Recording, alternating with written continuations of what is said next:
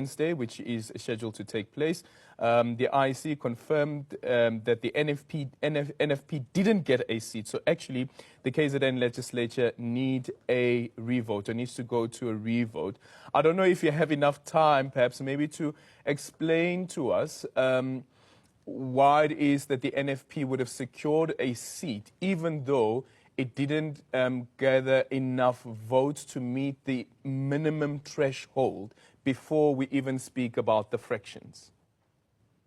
Yes, so what we do is that we use in South Africa a system, it's called the Droop formula. It's a highest remainder formula in order to turn the votes that have been cast into seats in a particular legislature.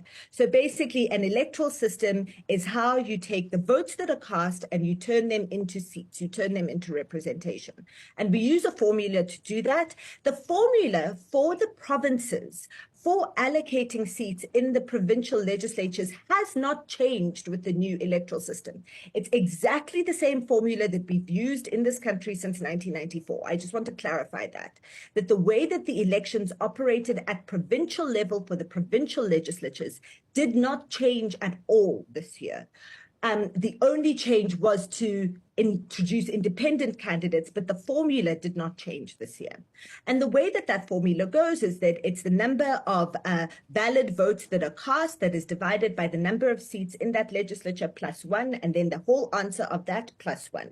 And what that gets is a quota that is 43,300 votes in this election for a seat in the provincial legislature. And so that number, the total number of votes that a party got is divided by 43,000. And then there's an answer that you get, right? MK got 36 point, I think it was 78 something. And then the ANC got its IFP, etc., EFF, NFP, DA. Now, the allocation, there's a first allocation of seats that happens according to the whole number, the number before the point. And so that is done first. So the MK had 36 seats according to that first allocation. The EFF had 1 seat according to that first allocation. Yeah. The second allocation is done by the highest of the remainder after the point. And so you start with the highest one, 0.9 whatever, 0.8 whatever, 0.7 whatever, and each party is allocated 1 seat at a time according to the highest remainder. The next highest remainder after the EFF was the NFP with 0.45 something.